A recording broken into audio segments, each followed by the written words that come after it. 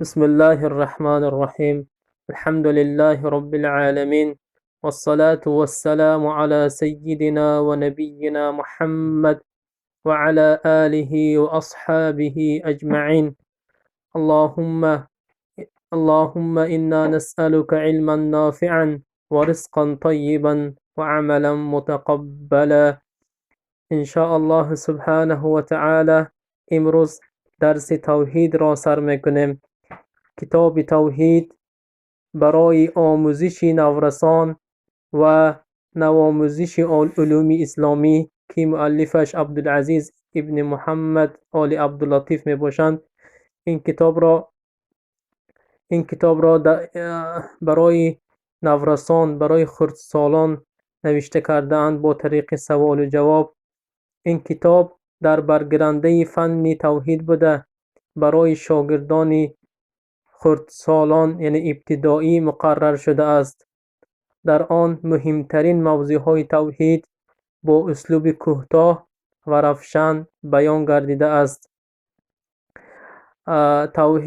باب اول این است که مؤلف رحمه الله با طریق سوال و جواب سر میکنند.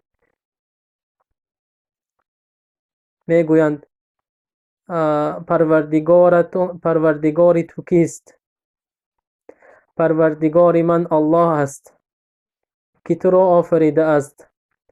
مرا و همه مردم را الله سبحانه و تعالی آفریده است. شب و روز و آفتاب مهتاب را کی آفریده است؟ شب و روز و آفتاب را الله آفریده است. این زمین را که بالای آن سیر و گشت میکنیم کی آفریده است؟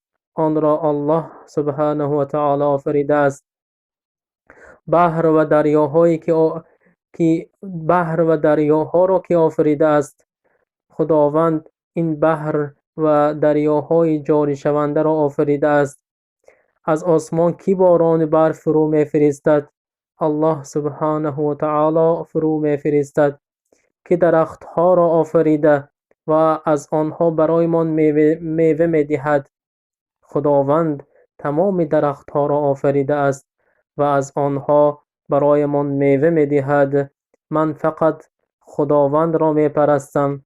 من فقط خداوند را دوست میدارم. خداوند انسانیت را برای عبادت و پرستش آفریده است. این بود یک قسمی از باب اول. ان شاء الله سبحانه و تعالی قسم باقیش را فردا خواهیم گرفت. و صلی الله علی نبینا محمد و علی آله و اصحابه.